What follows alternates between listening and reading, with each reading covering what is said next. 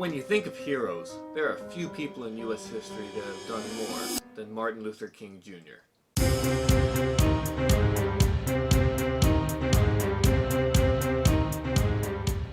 How's it going, everybody? Welcome to Virtual History 360. I'm Mr. Wade, and today's video is a pretty special one.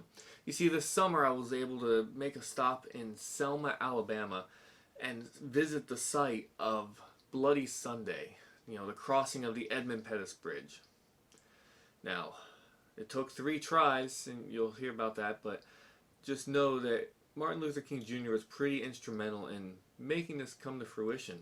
And crossing the Edmund Pettus Bridge was just the first step in the march to Montgomery. And, it's moments like this that are very important. So, let's check out the 360 video.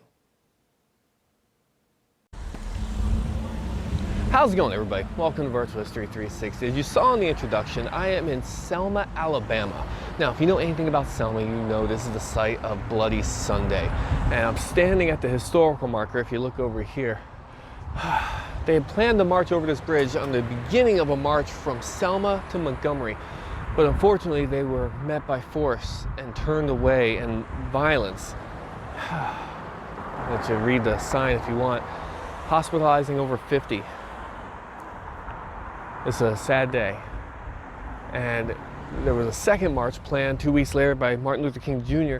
And when they reached the bridge, they were turned back again. And not wanting more violence, they turned away. So they finally got the permit needed and were able to march across. So I think it's very fitting and very appropriate that we make that same march on the Edmund Pettus Bridge here in Selma, Alabama, crossing the Alabama River. This was the start of the march from Selma to Montgomery.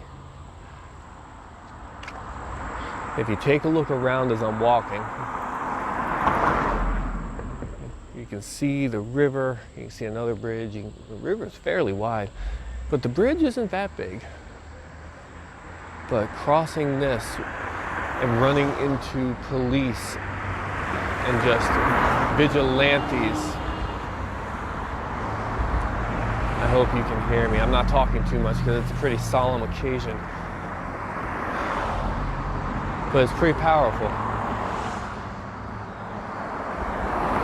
This is 2019, and the world's come a long way, certainly, but to imagine where we were just 50, 60 years ago and what people had to do to fight for their freedoms that we take almost for granted today. Freedoms that, cost blood to earn, and we're not there yet. Like I tell my students, I think it's important to know that, it's not a one-way or a one-stop, trip. It's, you go a little bit at a time, and my goodness, when I teach about the Civil War and I teach about, the life of the African Americans before the war, we've come so far, but my goodness, there is so much in place to keep us from going much further. It's truly, humbling to stand here on this bridge overlooking the river knowing where the march took place. We stopped by the church where they staged, and the pictures from Bloody Sunday don't really do it justice because the media was held back by the police, so they weren't able to follow them in as the attacking took place. Well, it's still here. The town is still here. You can see the cars, it's still thriving. Some parts are slower than others, but the church is still there. The bridge is still here.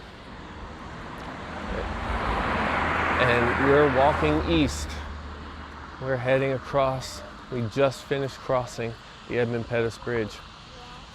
What do you say we head back to the studio? Back to the classroom. As you can see, it was a big deal. And, when you think of what is a hero or who is a hero, it's hard to think of a better example than Martin Luther King Jr. You know, it wasn't always easy. He didn't always want to be that guy, but, you know, when history called on him, he did that. So, hit like, hit subscribe, you know, all the normal YouTube stuff, but really appreciate, you know, how far we've come, and yet how far we still have to go. Virtual History 360, I'm Mr. Wade. See you next time.